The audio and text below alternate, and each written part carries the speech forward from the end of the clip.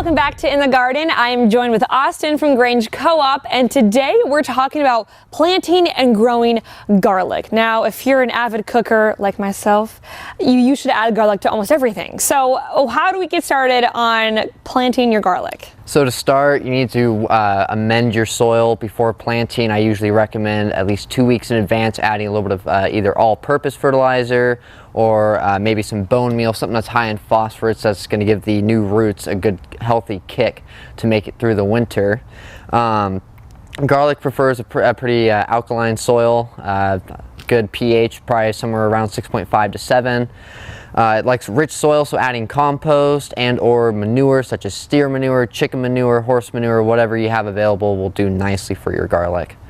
All right, so with planting garlic, I usually buy mine from the store. So with planting it, is it better to grow it in a pot, in a bed? What does that look like? So it's definitely better to grow it in beds. It can be grown in pots, but you're gonna have better success growing it in the ground or in a raised bed, somewhere where it has plenty of room to grow out. Okay, and what about sun exposure, watering?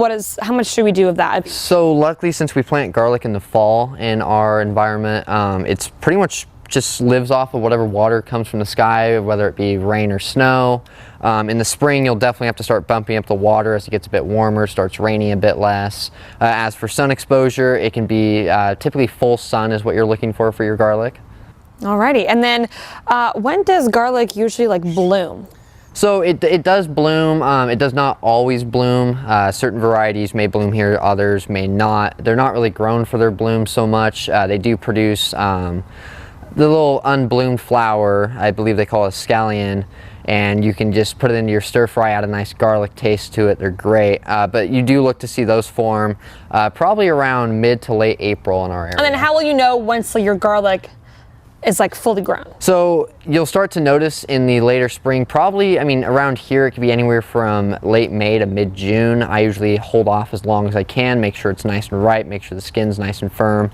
But the leaves, the older foliage will start dying off sooner, and once a lot of that foliage is dead, your garlic is ready to be harvested. All right, great. Well, is there anything else people should know about growing garlic? Yeah, so in the spring, in the fall and everything, when you first plant them, they don't grow very quick. It's cold.